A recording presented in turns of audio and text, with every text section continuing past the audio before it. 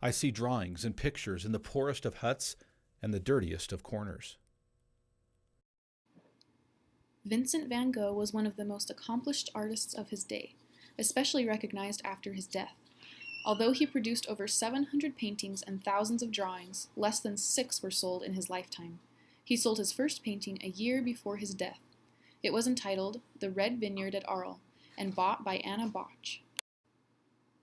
Before Van Gogh began experimenting with paint, he sketched with pen and pencil.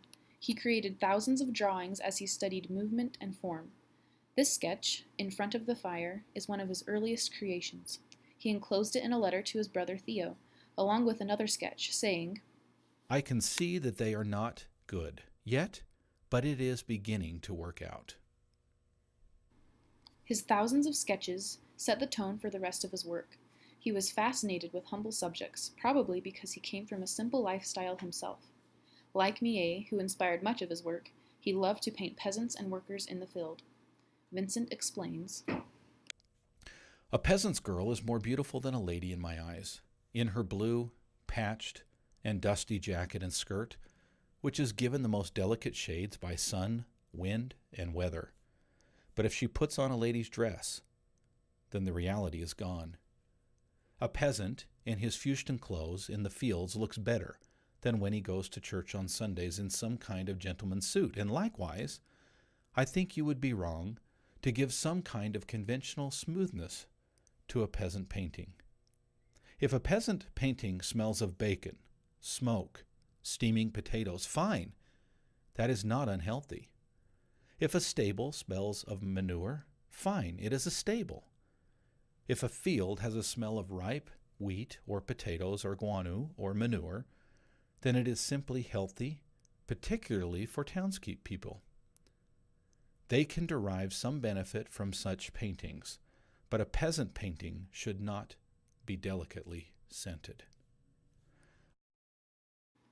One of his most recognized works is The Potato Eaters. This is a painting of humble laborers sharing a meal of the potatoes they planted and grew themselves. Van Gogh wanted to paint them with the same color as the soil to express a sense of hard work, dirt, and sweat. Vincent wrote to his brother Theo about this masterpiece. I have deliberately tried to work on creating the impression that these people who, by the light of a little lamp, eat their potatoes with those hands that they put in the dish, that have themselves dug the earth, and so it is their own manual labor by which they have honorably earned that which they are eating. I had finished the heads and done them with great care, but I promptly painted over them without mercy, and the color they are now painted with is rather like the color of a good, dusty potato, unpeeled, of course.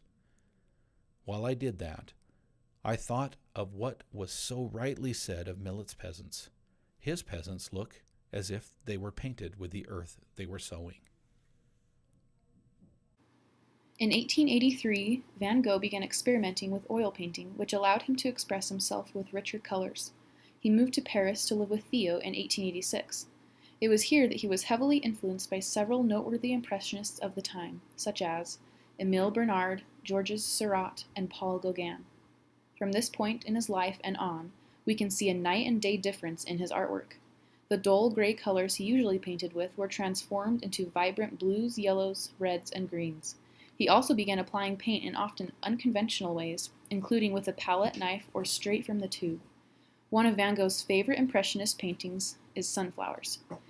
He was very proud of this painting. It is obvious that this was created while he was experimenting with color and new techniques, as we look at the vibrant yellows and unshapely flowers. He created this canvas while living in what he called the Yellow House in Arles, France. Soon after moving to Arles, he invited Paul Gauguin to come live with him, as he found it very lonely and wanted another painter's perspective. This sunflower canvas was put in Gauguin's room as a welcome gift.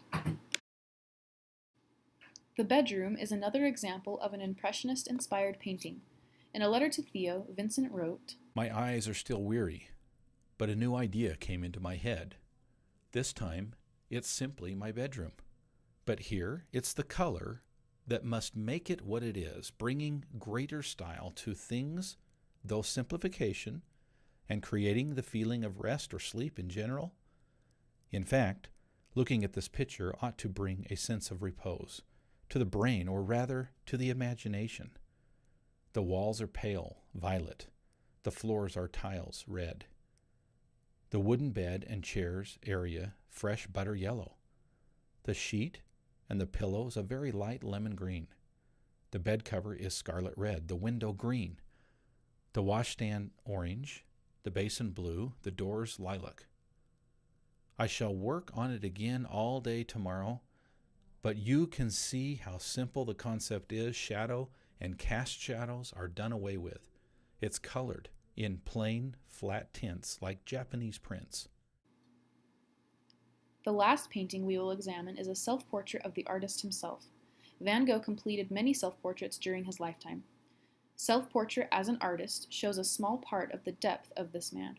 Vincent writes, Here is my appraisal of a portrait I painted myself in a mirror, and which Theo has. A pinkish gray face with green eyes, ash-colored hair, wrinkles on the forehead, and round the mouth of very wooden and very red bear, rather unkempt and sad, but the lips are full. A blue smock of coarse linen, and a palette with lemon, yellow, vermilion, Veronese green, cobalt blue, in fact all colors on the palette, but only whole colors except the orange beard. The figure against a gray-white wall.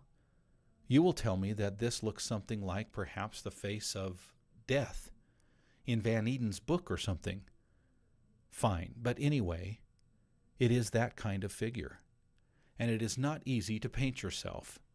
In any case, it is different from a photograph. And you see, this is what Impressionism is to me. Above all else, it is not banal, and you are searching for more profound likeness of the one a photographer wants.